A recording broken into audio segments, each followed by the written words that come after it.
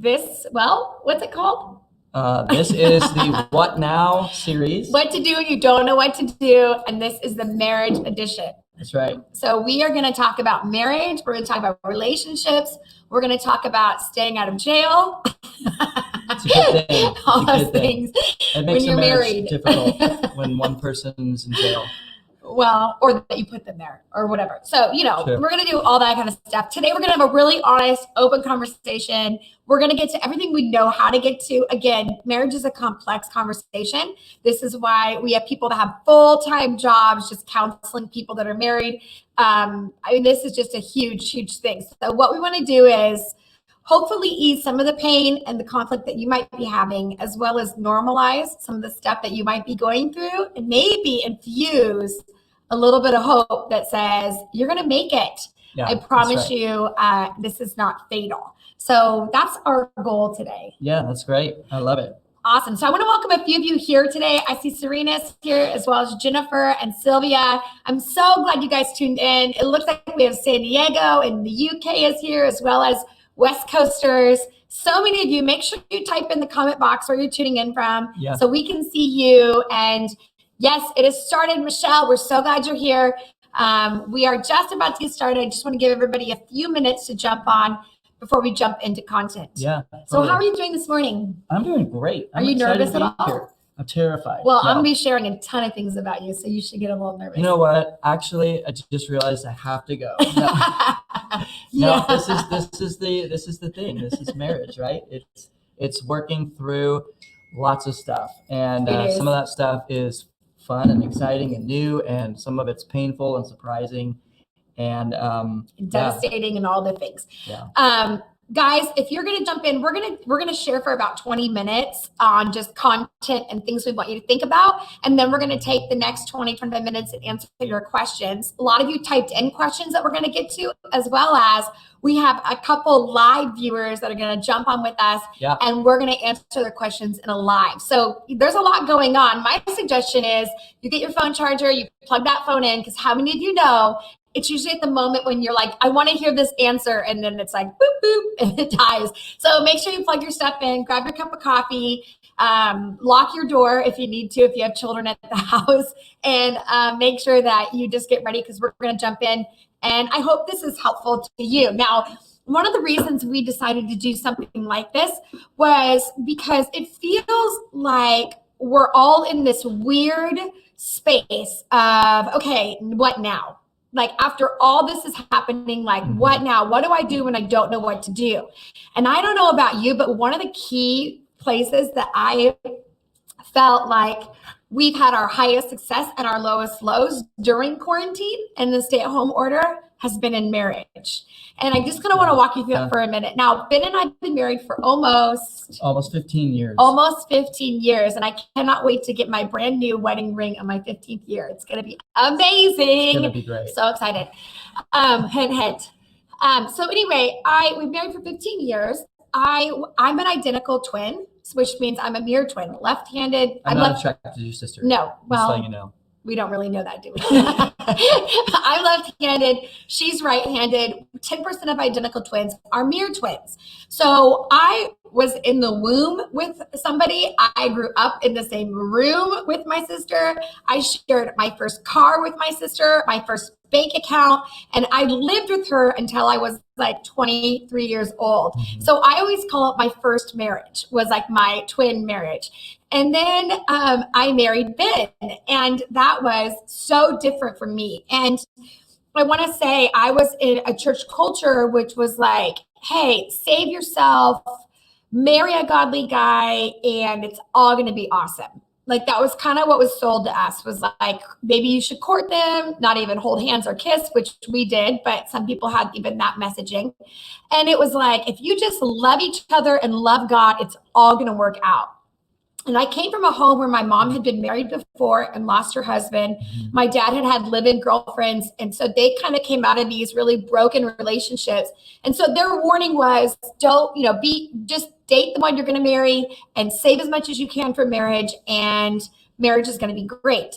that was secondhand information for them because they hadn't lived that out. That was in beliefs that the word of God was real and that it would work. And so when I got married, I was 27. I think you just turned 27. I just turned 27 and you were? I was 24. 24. So let me I just say, turned 24. yeah, that age gap was an age gap, even though we did look probably different ages, we definitely were in a different space. Yeah. And so we got married, and 3 months into marriage, we got pregnant.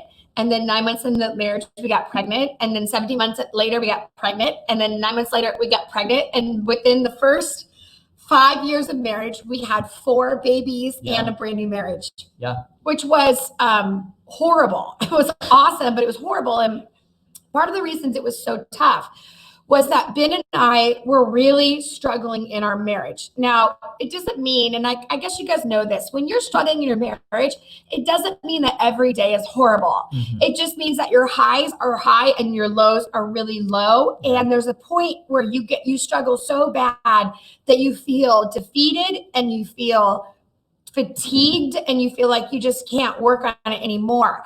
And I remember when we first got married, we were so opposite that Ben would get angry with me. And, we all know anger is a secondary emotion. Never been angry. Never been angry. And we got so used to get in these heated discussions where Ben, because he grew up in a home that didn't communicate very strongly and he didn't have the tools he needed for communication. And I grew up in a home that was like an over communication, Italian family, let's get it out and just go for it. I did not want conflict in my marriage, and Ben wanted communication in our marriage. And I don't think we knew the difference. I don't think we knew the difference between communicating and conflict. Yeah. We just assumed it was all conflict. So anyway, I remember the first year of marriage, we are having this knockdown, drag out fight. I'm crying. He slammed a couple doors, and I call my dad and I'm like, Dad, I'm coming home. This man is ridiculous. I don't want to marry him. It was a mistake. I'm not already married, right? Yeah, but I mean, like, I want to annul it. I think according to the Catholic Church, we can still get annulled. And so I remember crying, and I said, I want to come home. And he said, you are home, Havilah. And I remember that feeling of, oh my gosh, I'm not going to be rescued out of this. I got to work it out. And I remember pleading with God to you guys, this is how bad it was in our marriage. I remember thinking, this is horrible, I'm sorry, but if Ben could be hit by a car and die, I would be a glorified widow. You could get out of it. And it would be the most holy way to leave a marriage. Yeah, true. It sounds horrible, but I literally had that thought regularly. It was just like, and then who I would marry, of course, would be so much better than the man that I picked. And he would have none of the flaws that I expect. Oh, it would be so easy because clearly the man I marry would get me. And I remember in our marriage, it wasn't just a one moment breakthrough, but I began to get a fight in me, which was like, I'm either going to live or die in this marriage. Like but if this marriage dies, I will have given it all I got. Like I will be able to look at myself and say, I did everything I could. And one of the reasons that I was so desperate was of my kids. I wanted my kids to have a full family and a home. So meanwhile, I started to go to counseling, and we did marriage counseling, pre-marriage counseling. We did post-marriage counseling. We did first-year counseling, second-year counseling, third-year counseling. And all of this was learning how to love each other and connect, and learning that we loved each other and we had all the things that would make it work. We just didn't know how to get it out of us. And we didn't realize that we had added a ton of stress into our marriage. And so we really went to work. And I would say the first 5 years were the hardest years of my life. I can still think back to those moments and feel just that feeling of devastation. But what I learned in that space was that I learned what it looked like to fight for our marriage. I learned that I was not married to a superhuman. I was married to a real human that had his own challenges and his own weaknesses and his own process. I learned that if we were to face other challenges, that we were going to make it. And I learned that marriage was more of a rhythm and more of a seasonal thing rather than one and done. Was, like Craig Rochelle talks about, it wasn't a check okay, that's done. It was attention to manage and to grow and all that. Mm-hmm. So anyway, that's kind of the long and short of it. So when we went into quarantine, I was like, oh Lord, I love my husband, but I am not used to being with him 24 hours a day. I don't know if I love him this much. I love him 8 hours a day. And then the other hours are really hard. You get space. You get space. And so I remember, I think it was the first 3 weeks of quarantine, we went for a walk and I could feel all of the things. Like, they say when you're anxious, the worst of you shows up. And I could feel the worst of myself showing up. And I was like, I don't know what we're going to do. And what I do when I'm upset, and I don't know if you guys are like this, but when I'm doing like really struggling, I start going into the, you should have known, you should have thought of this. Why didn't you think of this? Let me bring up the 8 things that you should have thought of, and then just like shame you for not thinking of those things. I know you women never do that, but this woman does. And I could feel myself wanting to go down that path, but I knew that if I go down that path, that the end of that path is separation of relationship. It's shame, it's tears, it's anger, and it's finally reconciliation, but it's just so much work. And I've learned that in our lives. Like I can go there and I can have a spiritual or soul tantrum in my marriage, but at the end of the day, it's like I have to ask myself, is this the hill I want to die on? Because that's what it feels like. And so I remember telling Ben, and this was really important, I just said, you know what, babe? I love you, but I'm in this with you and we're going to make it. And even if we have to move into a 1-bedroom apartment and sell a couple kids, I'm in it.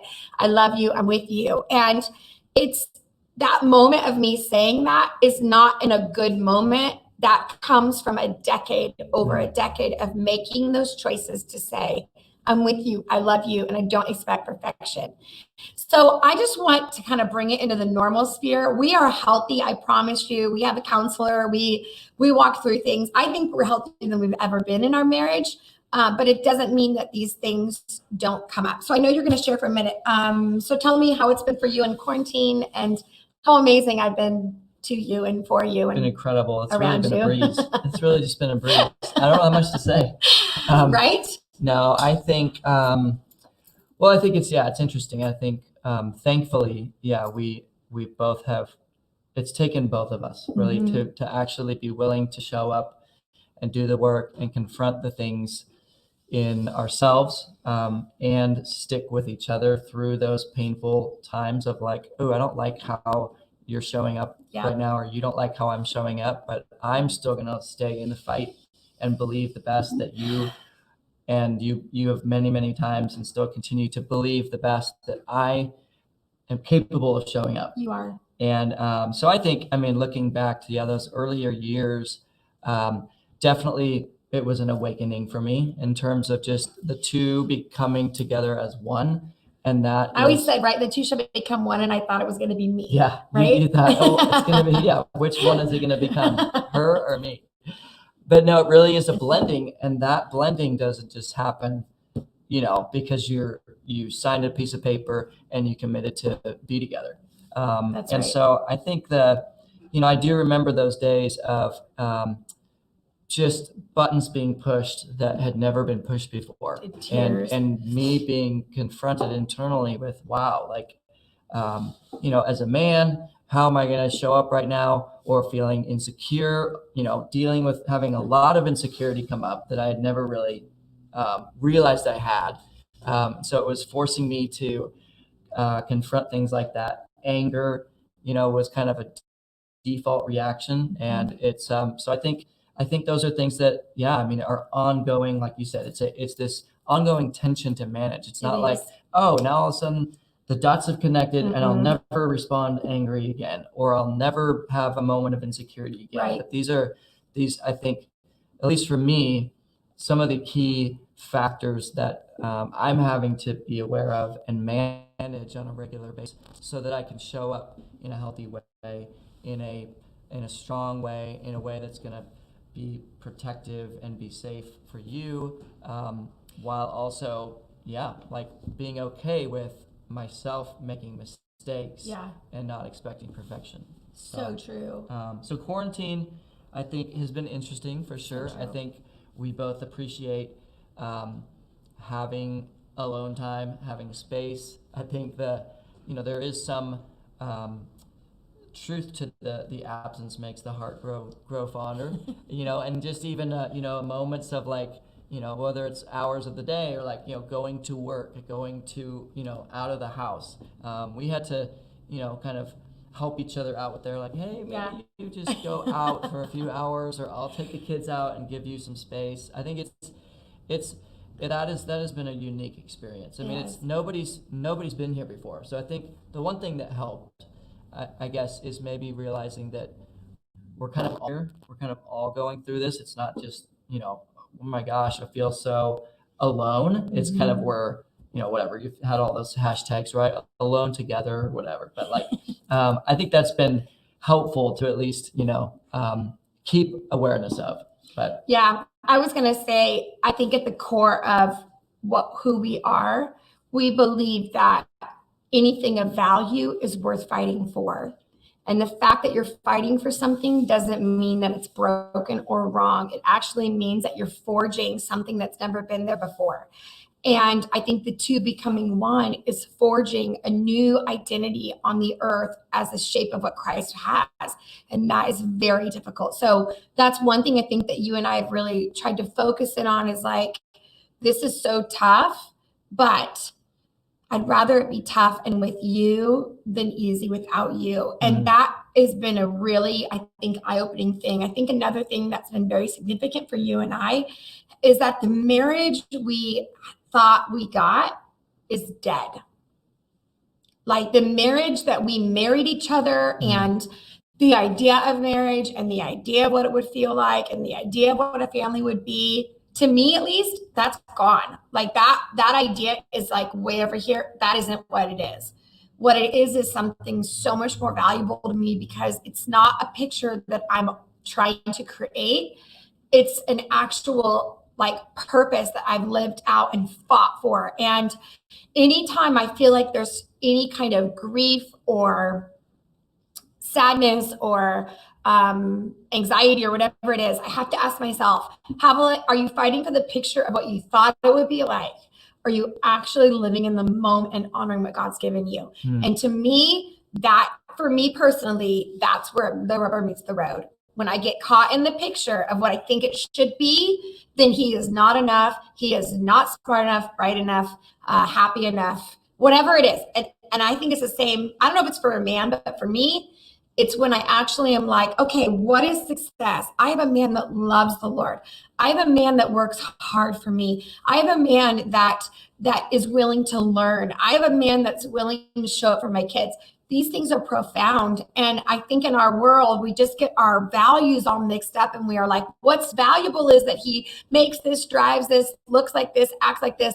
And really, those are all pictures that I created, but you're not really living with that person. So for me, I had to go back to, in my head, the picture of who I think I needed or wanted or had is perfect, because it's a fantasy. But the truth is that when we actually fight for our marriage and we reconnect and we look at each other and we're like, I love you. I choose you. I want you. We know that those words are not shallow. We know those words that cost us tears and fear and anxiety and all the things.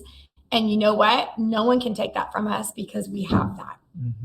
So it's been significant. Okay, I want to give you guys a few thoughts. I'm sorry. It's easy to talk through. We could talk for 2 hours about this, but I want to share a few top things that I want you to think about in the season, and we can kind of dialogue it together. But first and foremost, and we talked a little bit about this, is we talked about actually seeking counsel and accountability with trusted friends and mentors. Now, the way that operates in our lives, and we haven't always had this, but we had a marriage counselor before, meaning you need to get pre-marriage counseling before you get married. I beg of you to please do something that has the conversation for finances, marriage, what kind of roles you're going to play, even if they're not as clear as you think it should be, something that gets you asking the questions. You having sexual chemistry is not enough to sustain a marriage. I love you, but you'll be shocked at the things that will come out that you had no idea. Just finding out what their parents were like, how you argue, what your communication style is, all of those things are critical. In our lives, we had my parents, which were first and foremost in our marriage counselors. Then we had our personal counselors that we would meet with. And then we now both have friend groups that we can go and talk to. So my girlfriends, I know if I'm having a hard time, I can sit down with them and say, here's what happened. Here's where I need prayer. And I can be honest with somebody about what's happening. And I don't mean like a dump session. That's for my counselor. I mean like a prayer session. I see you, I'm with you, and I'm here to help. So for me, I don't think I could be married or stay married without a team around me. Same here, for sure. And I don't think it's not meant for that. It's not meant for, hey, two people alone in the trench together, which, yes, that's true, but it really does take community, accountability, other people being, allowing other people to speak into your life, learning from other people. I think it's been huge, right? Too. Seeing how other people, steward, manage, grow, deal with issues, solve problems, get to like create the kind of, I think something that we've done is finding people whose marriage you respect and who you're like, that's the kind of marriage and family we want to model. And I want to say, not picking the sexy couples. And I know that sounds funny, but like not picking people that you're like, oh, I want to be like them and they're so cool. Let me tell you something. Yeah. You have no idea what goes on behind closed doors. We just saw that publicly with an influencer that we all know and love that just said that she's getting divorced. We have seen this time and time again. You pick people that have an anointing in one area and you assume that anointing transitions to all the other areas. Sweetheart, that is not wisdom. Go to a couple that has forged a marriage for longer than 20 years. Sit with them, talk to them, be honest with them, and don't put people on pedestals with their marriages, but really say, if I found a married couple that their husband was super visionary and let's do this and aggressive, I could be like, well, I wish I was married to someone like that.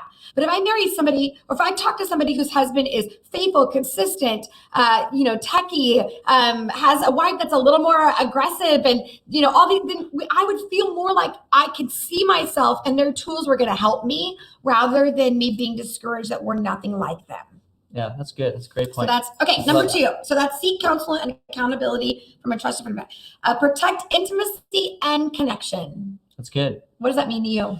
It means acknowledge the things that are going to threaten the connection, right? It's, I think, becoming aware of like what and noticing when connection is distant or lost or like, okay, we're not on the same page. I think first it comes like the awareness and acknowledgement of it and actually being willing to communicate and say, hey, I don't feel super connected, or hey, is something off here? Like what's going on? Communication on that level is always going to be bring it to the light and get on the same page. What was that thing? Intimacy. Yeah, I think that is, intimacy to you and intimacy to me can be different at times, meaning so true. How we connect, how we feel intimate, right? From an emotional standpoint. I mean, for men, it typically is, I feel super close, connected, intimate. Well, for you, and again, I hate broad statements because everyone's gonna be like, well, that's not me. 100%. So please hear me. But in general, a man can be sexual to feel connected, where a woman wants to feel connected before we can be sexual. Yeah. So those are things that I've learned in our marriage that, it's not fair to say, well, this is the only way we can be intimate is if I feel a certain way. And it's the same way where he can't say, we have to be intimate no matter how you feel. Those things are disrespecting each other. And so it all requires respect to say, what is the end goal here? If I'm using sexual intimacy as punishment to withhold from you to get you to do something, then that's still manipulation. If I'm withholding sex because something is broken and we need help, then that's not manipulation. That's just saying, I'm not going to band-aid it with this moment. So what I learned in our marriage when we were really going through it is I learned that the enemy hates it when married couples come together in sexual intimacy. He hates it. The enemy did not create sex. so he doesn't get to define it. He has a counterfeit of sex. And so I just have noticed in our marriage, the moment there is relational difficulty, the first thing to go is our sexual intimacy. Do you think that's a mistake? I don't think it's a mistake. I think the enemy knows that things can actually happen spiritually that we cannot see when we come together. When I, in my own fear and anxiety and whatever it is, anger with him, say, but you get the best of who I am. You get to see me even when I don't want to be seen. And he can actually come and say, once I can connect with you in a physical way, let's talk this through. And you know what? I'll just be honest with you. We've had some of our most in-depth and heartfelt and groundbreaking conversations after we've had sex. And we can say, that thing we were just stuck on before, like, can we talk about this right now? And there's something really powerful about those moments. So again, I know there's a lot that goes in all that. So please hear me when I say that. I just have found that as a wife, not using sex or intimacy of sex as a weapon is really important. And so how do I protect that? One thing that I do personally is I really ask myself, when's the last time we connected physically? And I really keep a note of that because I find that if I'm like, I don't know, it's been forever. I find that there's this like weird separation and anger, almost like angst towards us that I don't know how to explain, but it just kind of sits there until we connect again. And I think that's a spiritual connection. So the way I protect it is I don't share things with other people without him knowing. So I don't share with my girlfriends his secrets, his darkest things. I don't share things with my girlfriends that I haven't actually shared with him first and say, hey, do you mind if I open up with my girlfriends about this? I need a girl's perspective. But I try to honor whatever's being shared in the privacy of our relationship. I try to use the same respect. Another thing that I do to respect our intimacy and connection is I don't bash my husband. So if I find girls that want to talk negatively about their husbands and bash the man, then that's great. You go do that somewhere else. But I'm telling you, I need as much positivity as I can around. And so I have my girlfriends and we just refuse to make a space where we just put our husbands down over and over. Doesn't mean we're not honest. Doesn't mean we don't tell them this really stinks. But in general, we'll look at each other and say, you can do this. We're with you. And that's really critical. Yeah. I think a couple ways I work towards protecting and respecting intimacy is, again, on the emotional level, in the same way that you're trying to keep tabs or like awareness of when's the last time we connected physically, I have to work at, and I want to work at, when's the last time I connected emotionally and showed up emotionally, because that can be a challenge, at least for me, not all men, of course, but I think that's probably it's a thing that's just not as natural. So I think that's connecting with you, communicating, showing up, not trying to fix things in conversations, but just listening, being a safe place, actually communicating what's going on in me, being vulnerable. And that helps. But we started that in counseling. We started with a third party that made it safe to share things that we couldn't share together by ourselves. Yeah, that's true, for sure. And then I think, prioritizing time, I think in the busyness of life and kids and family and work and all that kind of stuff, it really does take time. And so I think whether that's date nights, quality time, I'm a quality time person, but I also know that you like to have fun and so just doing things that meet that need. We had 4 littles. We would do a date night, and Ben would be like, I'm going to plan a date night. And it would be like every Tuesday night at like 7:00 at night, we get a babysitter. You guys, I had 4 littles. At 8:00, I was delirious. And so we'd go to dinner and I would be like, yes. And then we go to a movie and I would be like conked out, like wake up from the movie. And I just finally said, hey, I love it. I love spending time. But the nighttime date feels like torture. And you still want me to have a final performance at the end of the date. And I am exhausted. So we used to say, like, let's do coffee on a Saturday morning. So we would get up early, a babysitter would come over about 7 a.m. We'd grab our cup of coffee and just do a walk around a park and just be together. So the goal is to connect. Yes. Even during quarantine right now, like I want you to know marriage is being assaulted. Like we had one pastor in town. Yep. He said he has never seen this many people in his church file for divorce in the history of 15 years as he has in the middle of quarantine. Oh, wow. So guys, this is not just about you and him and what's happening. This is about the dissolving of marriage, that the enemy wants to take us out and dissolve our covenants so that we feel broken, and God wants to help restore. I really believe that. Like some of you need a miracle, and I want you to know that Ben and I have had numerous miraculous moments when we thought, I don't think we're going to make it. And we have cried and we have sat with people and said, this isn't going to work. And we have prayed and believed that God could do it, and he has done it. So if you're at a place where you feel like I'm tired and I don't know how to do this, I want you to know it is not too far yet. You're not too far, but you're going to have to decide, are you willing to put the effort in? Because we can't give you motivation. You'll have to do that.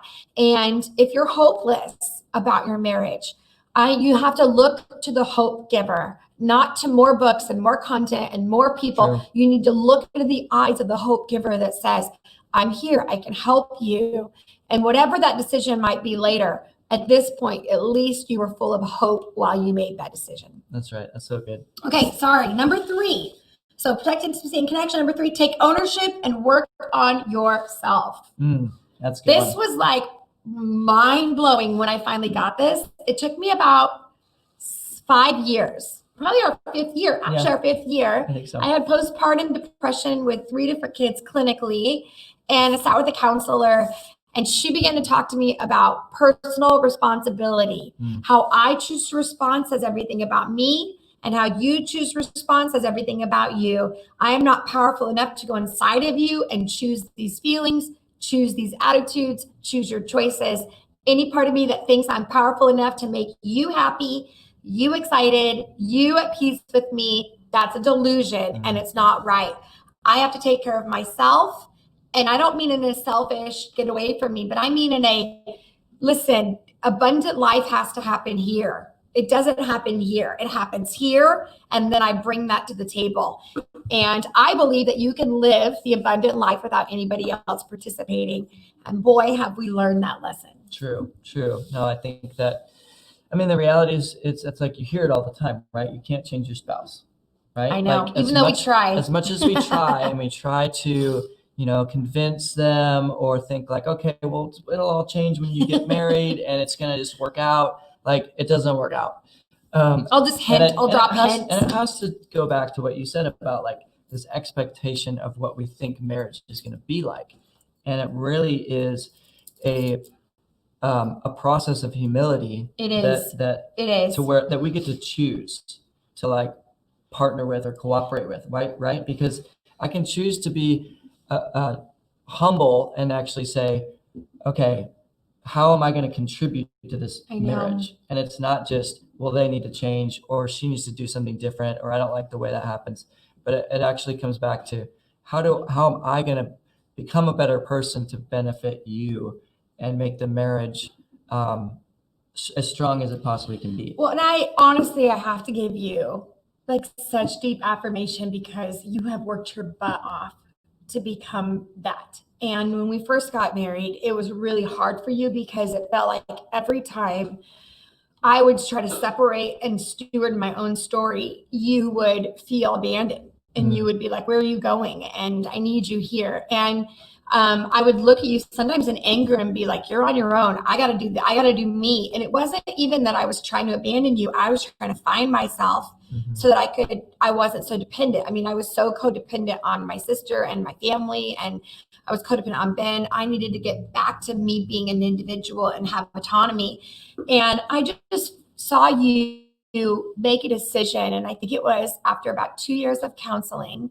And every time I'd come home, you would listen and you would hear it, but you didn't want to go to counseling. I remember the first time you were like, no, I don't want to go. And because in our world, counseling was like a crisis. It wasn't what it is today. And I remember you going and you really fought it for a while. Mhm. And finally, one day I was sitting outside the church with our littles. I think there was only like 2 or 3 of our littles. And you walked up to me. We were late to go to dinner somewhere. And you said, I want to talk to you. I want to share something. And I was like, okay. And you took me to the side and your eyes filled up with tears. And you were like, I get it. Like, I get what you've been trying to communicate with me for these years. I get what you've been saying, and I haven't had ears to hear. And today I got it. And let me tell you, that was 2 years of me going, this isn't working. This isn't working. You're not getting it. You're not getting it. And you just wept. And we remember us holding each other and you cried. And it was like this moment of breakthrough. So I just want to say on behalf, like some women that are watching this, you're like, my husband doesn't get it, or my wife doesn't get it. We're stuck. You know what? I know what that feels like. You don't know when the miracle is going to come or the breakthrough. But what I do think is that for me to force him to become what he is not and require him to do that, let me tell you, he might do it to make me happy. But deep down, I know that he's betraying himself and he's betraying me. And so I would rather him be honest and go through the journey than to lie to me and then later on find out that he was lying to himself as well.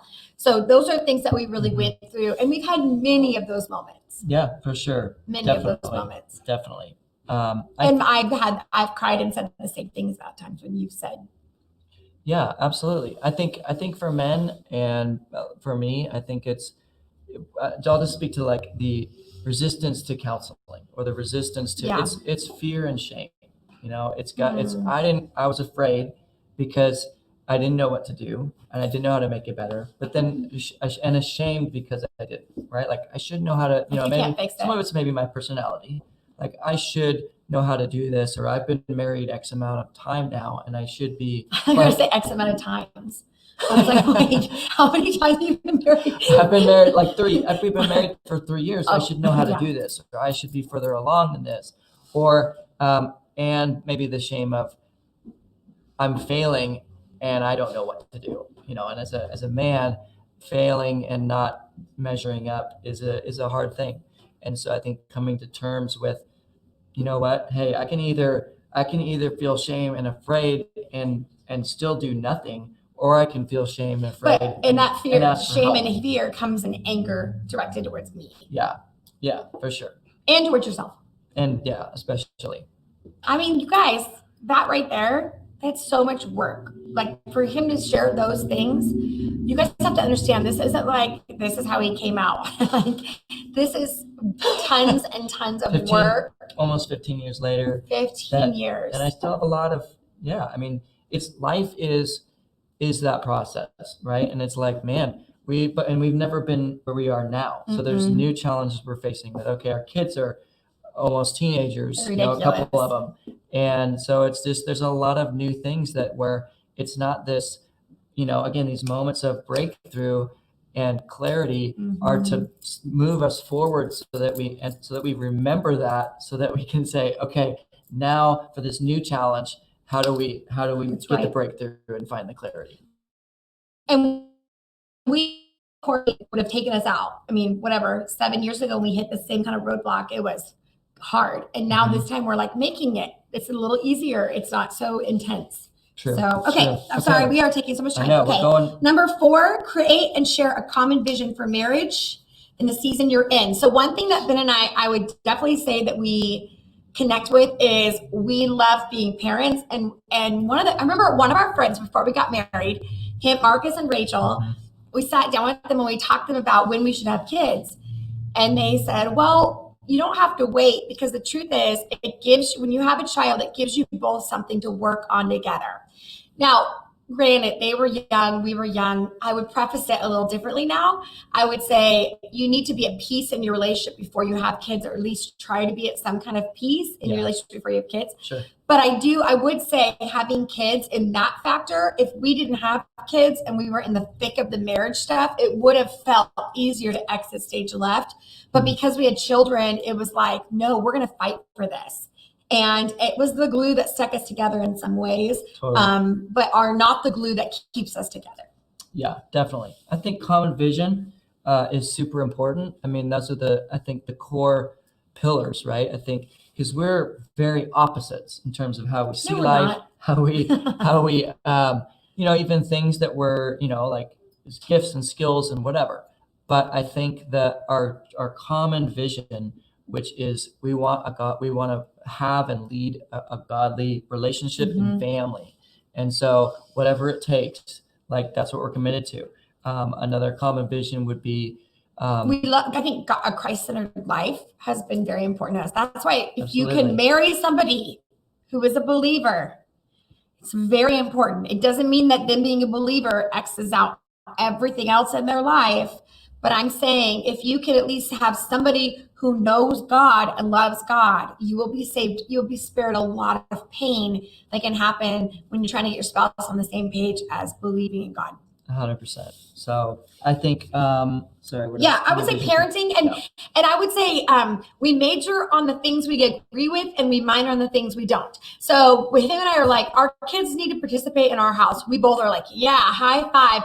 And so we major on the things that we both agree on, like this needs to be done. We need to go here. We need to do this. And the things that we kind of disagree on, we just kind of make those more minors. Like, well, I probably wouldn't tell the kids to do it that way, but we kind of leave that stuff alone rather than making everything a big deal. Yeah. I think our greatest issues often come from my pain of my past comes in and tries to dictate that if you talk to our kids this way and you do this, then you're going to ruin them like I felt this. So it's really asking myself, am I communicating out of my past pain? Am I parenting out of my past pain? Am I ministering out of my past pain? Or am I actually present to my purpose right now and who I want to be? And so I think that's been really, really important. And we sit down, we go away every January and we have a vision little retreat that you and I go on, and we call it Sex Fest. We don't, he does. But when Ben's done with that stuff, then I like to go back to the visionary part of our lives and really clean that up. Yeah, that's you bring us back. I go more to the spiritual part. The core of really the longevity. Do you know that in the Bible, when it says, when they talk about a man knowing his wife, it actually, the origin of it is worship. We used to teach on this. And so we just tell people, we're sorry we were late. We were worshiping. We've been worshiping. Okay. We need to use that sometime again soon. Yeah. Yeah. Deep worship. Okay. Very deep Is that worship. it? Is there a Okay. point? Let's do the last one. Let's make this quick. Give grace and have fun. Questions. Okay. Like we just did. Give grace and have fun. Absolutely. Here's the thing. If you can laugh together, oh my gosh. We both have a fault where we can be so serious about things. Yeah. And we have just intentionally found ways to bring fun in. So we have shows that we like that are lighthearted. We like to play together. We like to travel together. We try to find things where it's like. You just said that to me this morning. I did. I want to travel and. I said, I love you. Okay, because he is a number 1 on the Enneagram. And so when he's at his healthiest and happiest, he turns into a 7. And so I call him Travel Ben. And I said to him today, I miss Travel Ben. I love him and I need to see him soon. I know, one of these days when we get to travel again. It's going to get wild to Anderson. Okay, we're going to dive into a few questions because I know we've got a bit long here. But I just want to say thanks again for tuning in. If you're watching this live or if you watch it later, we're so happy to have you. Okay, we're going to dive into a few questions on marriage that people have sent in, and we can show it here.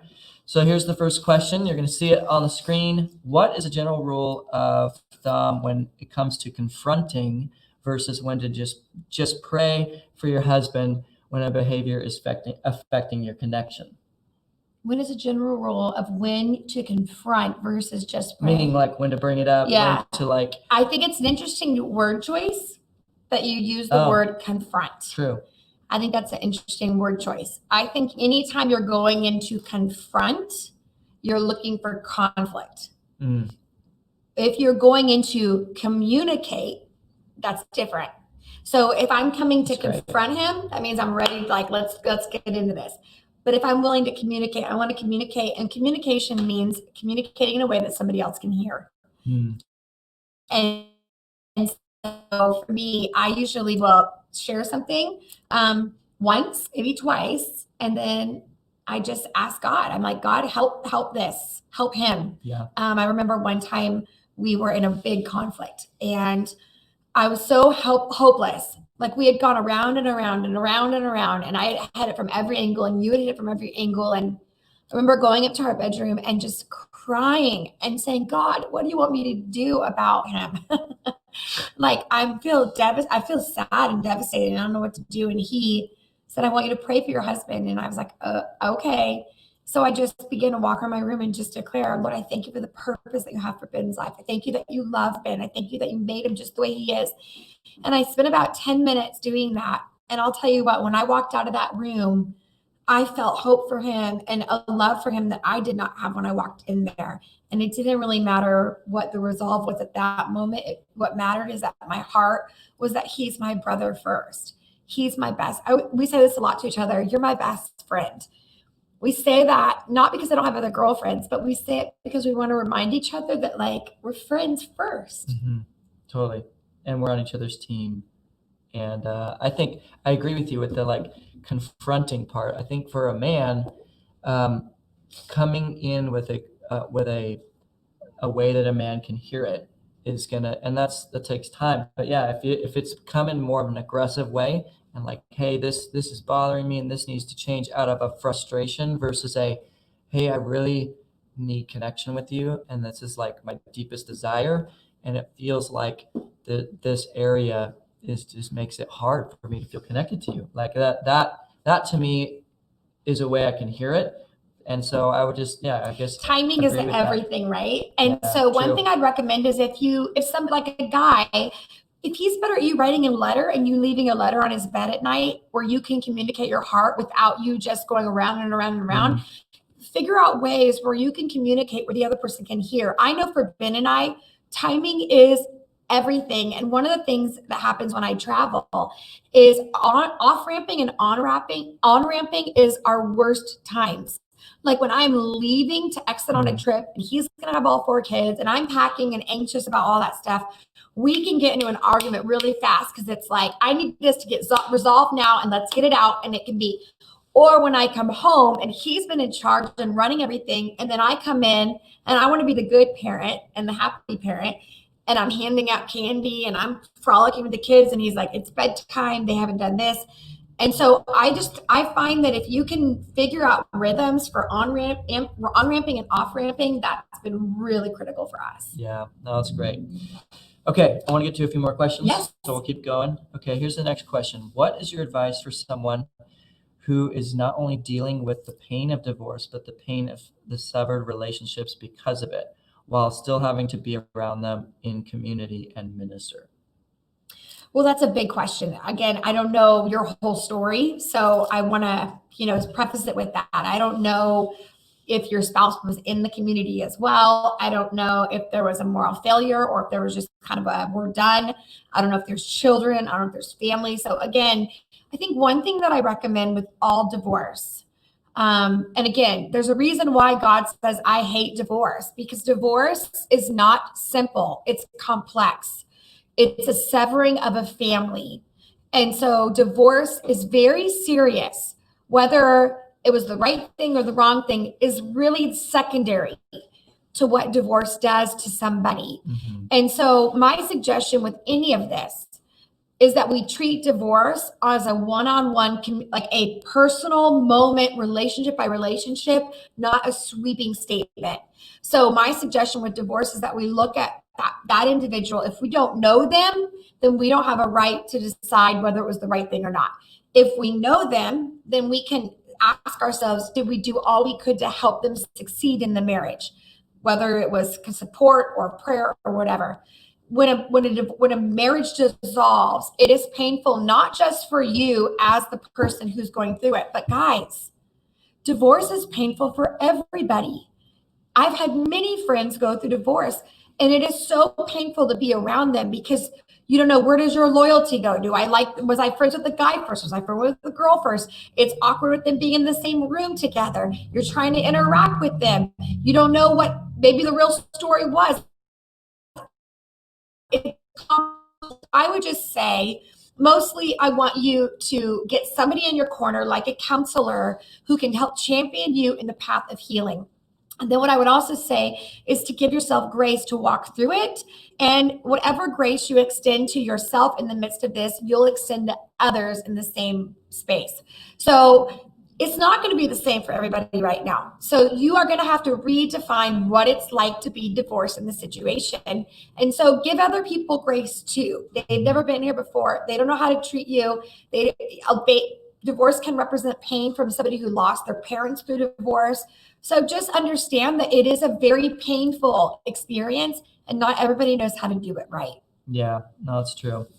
I'm going to keep moving here. You want to I'm get just to one going of to our get you, a couple questions. viewers? Actually, yeah, let's do that. We're going to go to one of our live viewers. Oh my gosh. If you're ready, I know you're on here. Hillary. Hillary, we're with you. Is there, and we're going to bring her in. Are you ready, Hillary? She's been so patiently waiting. Thank you, Hillary, for so patiently waiting. And yay! There she is. We see Hi, you. Hillary. So on our little screen here, but when we do, we're gonna look there. So let's see here. He's gonna turn the volume up. We're gonna need to turn the volume up, which might be a little bit. Hopefully, we don't get some feedback. Oh, you want to do that one? All right. Thanks, Caleb. Great. Okay. Oh, perfect. All right, we're ready. Okay. Hillary, can you hear us? I can hear you. Yes. Awesome. Okay. So my question is, what does it look like to walk through a messy journey of inner healing with your spouse? So whether it's like debilitating depression or business failure that sent you into ruin, what does it look like to stay one flesh and to honor when it's real messy? Wow, what a great question. Well, I would say, first of all, I've had a friend who went through significant inner healing in her life from a very abusive childhood. And what I found with her, she's one of my dearest friends, Stacy, like I've been with her for literally 25 years of friendship. Mm-hmm. And what I watched her do was her husband allowed her to kind of off ramp into a healing season, and he supported her in every way he knew how. So he allowed her to bring in a nanny to come stay with him. It was actually a foreign exchange student. He didn't expect the house to be a certain way. He just let her go for 4 years every week and walk through that experience. And what I watched from Jerry was that he allowed her to be a mess.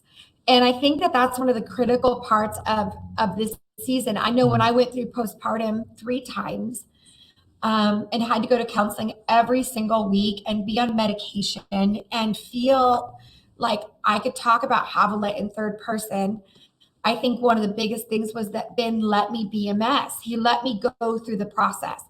And he didn't take it personal. And I think in marriage, and you can talk to this too, but marriage, I think we can take it so personal because of their success and failure. We want to be a part of that.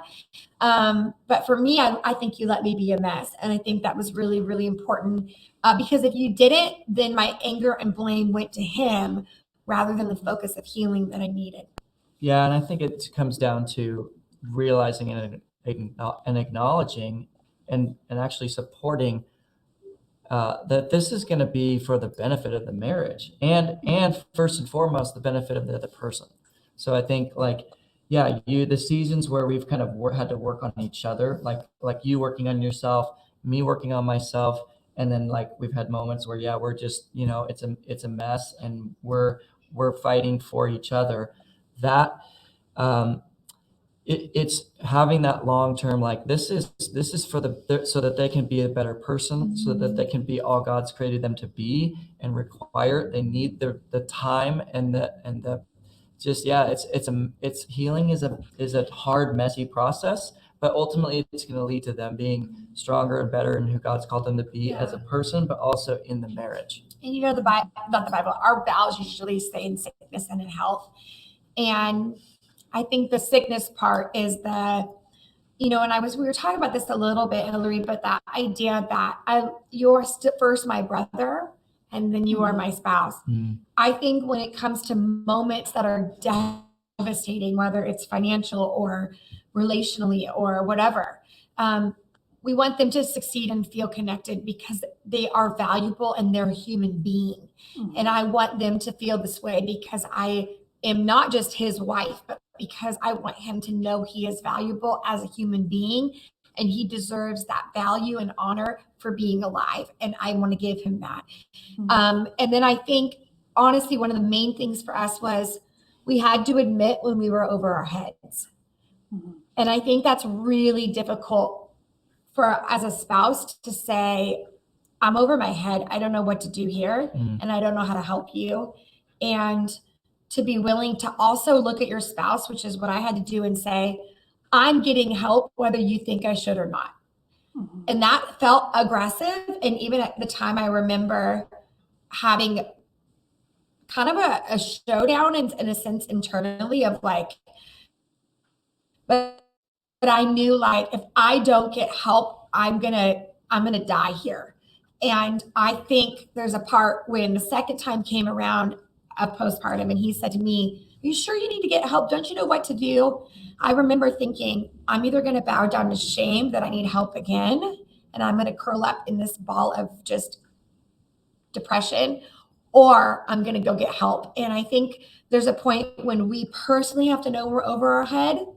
Like my marriage is not working and I'm over my head, or our finances are over our head and we need help. And sometimes we want to honor our spouse, but we know deep down that if we don't get help, we're not going to be married anyway.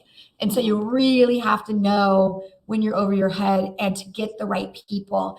And for me, I found that my healing and our success was about me breaking off of the unit and saying, I am going to get healing and help personally. Mm.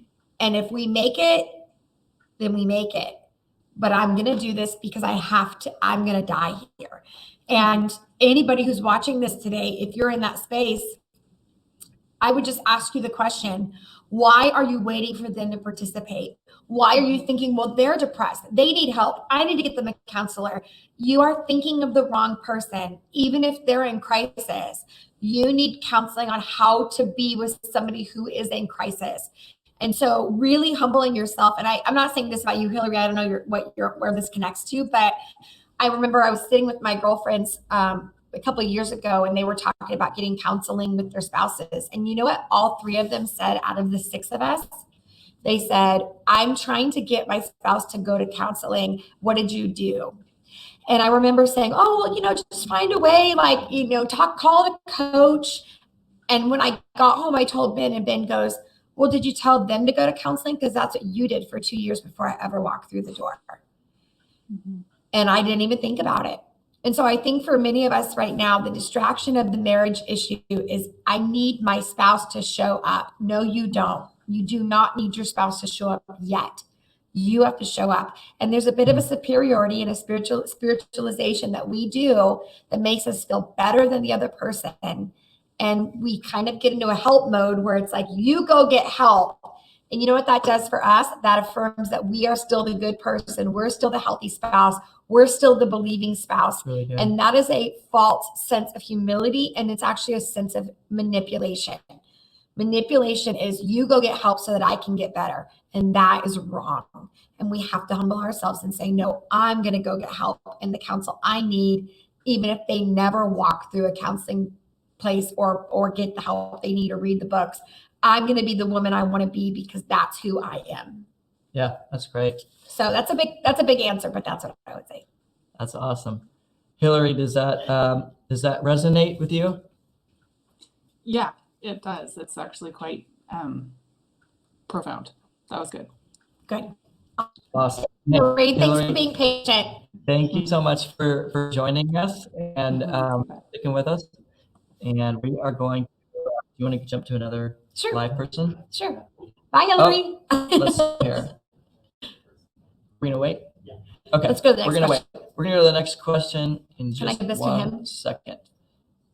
Yeah. All right. There we go. Thanks, Caleb. There. Awesome. Okay. We do have a bunch of questions. So many questions, and you guys are sticking around. Who sent in questions and submitting questions. we try to kind Yeah, of one of our boil them guests said down. 50, it's not 50-50, it's 100 and 100. Exactly. It doesn't Really take two good. halves to make a whole, two holes make a hole. Yeah, absolutely. Okay, here is a good question, and we'll probably try to land the plane here in just a couple minutes.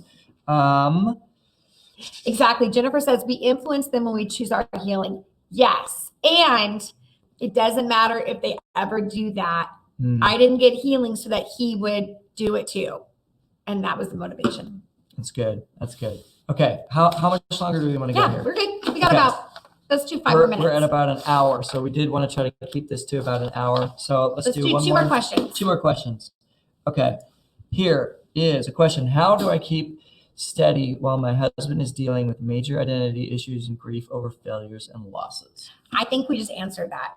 I really do. I think that was the wrong question. No, for me to but put. I would No, say take care of your basic needs. So Mhm. as a spouse, some Yeah. of the basic needs are sleep, eat, community, exercise. Get your needs met, as many as you can without them. I know that sounds, obviously the connection, intimacy needs to be met with your spouse, but everything else you can do to be a full person when you get into their space is going to help you to have a clear head to help them rather than feeling the loss of them not being available to you at this moment. Yeah, that's good. Okay, another kind of rapid fire question. Maybe for pre-marrieds, what are your tips for people that have fear of commitment? I think guys have more of that than girls, maybe, but not always. Man, it's a big question, and I think today there is this idea of commitment is, we don't have to commit. We don't want to commit. We don't want to just, we want to kind of fake it.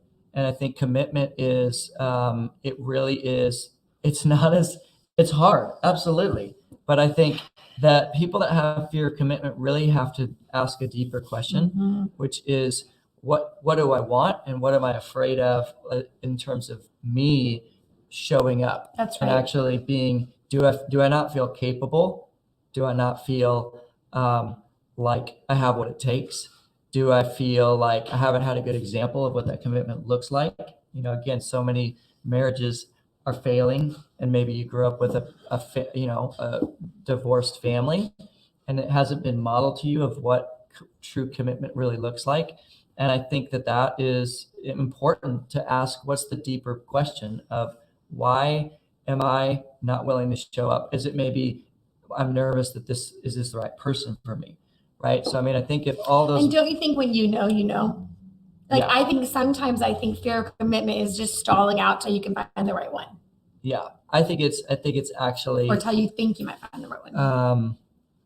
I think it's based in fear, 100%.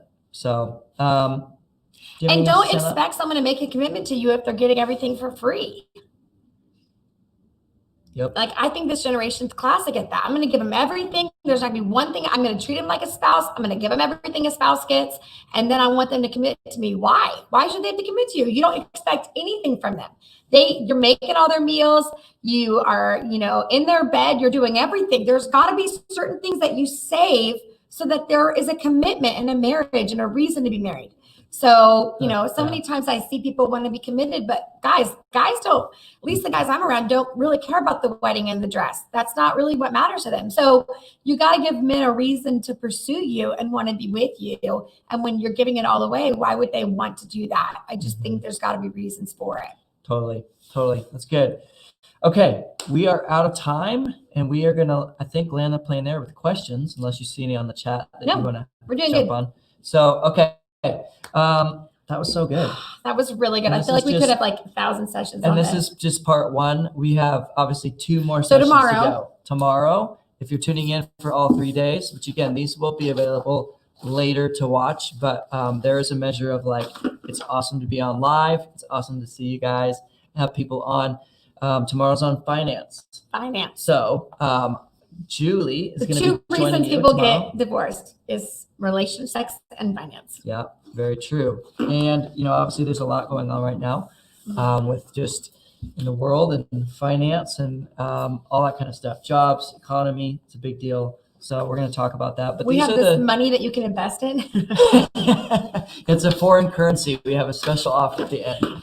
No. But these are the kind of conversations and content that, we love doing. You do a lot of this. I don't do as much of this, but it's fun for me to come on I love and have having you on dialogues here. on this. But like, this is, at Truth Academy, which is what we do a lot around here at Truth the Table. It's our like deep dive membership community that only opens certain times of the year.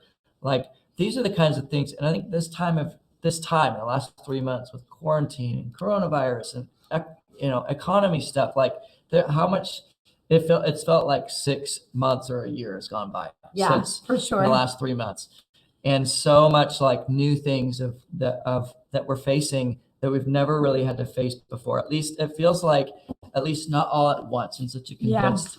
So, or like one after the other. So I feel like these kinds of things, like we wanted to say, like, if you like this kind of conversations and these kinds of, like, even the community aspect of like the chats going on here and people interacting, like that's what I love about our Truth Academy. And so there's just a quick thing, 2 minutes left. If you like this, we actually, because we've had so many people ask, and because I think of the time where people need help and support and really a lifeline, and our heart is to be a lifeline, and hopefully this marriage edition was a strength and a lifeline, hopefully, to some of you out there.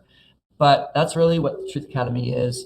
We're actually going to open it up kind of as a surprise, just because we feel like there's a moment right now that people need help, they need support, they need encouragement, they need that lifeline, whether it's in their marriage, in their family, in their spiritual life, in their like dreams and purpose, and how do I move forward? Like, what now? I don't know what to do. And so we want to provide that next step. And so we're actually opening it up. It's actually live right now. And if this is something that you're like, that sounds amazing, like I need more encouragement, I need more community, and how much, we've been stuck in our homes for 3 months and we can't go to church. Some of us can, which is awesome. But we have, like, just say a minute of like what is, like, what we just did in the marriage edition is inside Truth Academy. Yeah, Truth Academy was created for a place that people want more. They're like, we love what you guys are doing, but we want more and we want access to you guys. And so Truth Academy is that. It's a space. It's online. It's in our app and on Facebook, where we create this online community where we are actually discipling you in things that we think are most important. And so what we just talked about right now with marriage is exactly what we're teaching at Truth Academy. We just go deeper in it, and we just bring more space, and we give you game plans on how to implement it in your life. So for many of you, like Ben said, this has been a lifeline. You're like, I haven't heard anyone talk about this, and I needed this so desperately. Guess what?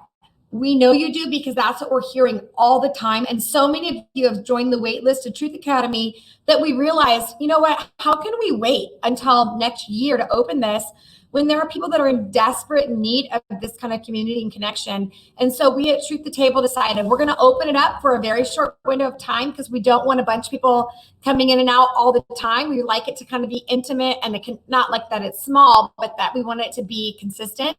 But we felt like, what does the world need right now? I think we need some space to find community and hope. And that's what Truth Academy is. Yeah. So if that's not for everybody, but if you're looking for that, Truth Academy would be the best place to come and join us. Absolutely. How do they do that? Just so click the link. We threw the link there up.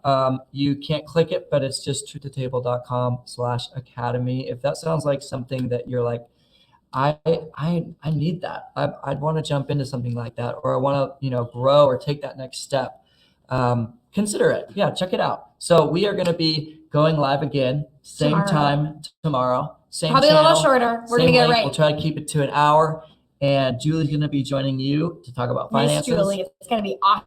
So stay tuned. Come back, and we'll see you tomorrow. Look at Barbara says, Truth Academy for me is when you need a best friend to slap you and tell you something straight to your face that they hear and have forgotten. Wow. Way to go. Barbara, I love that. I am glad that we can slap you once in a while. The Italiano. That's right. Anyway, we love you guys. Okay. See you tomorrow. See you later.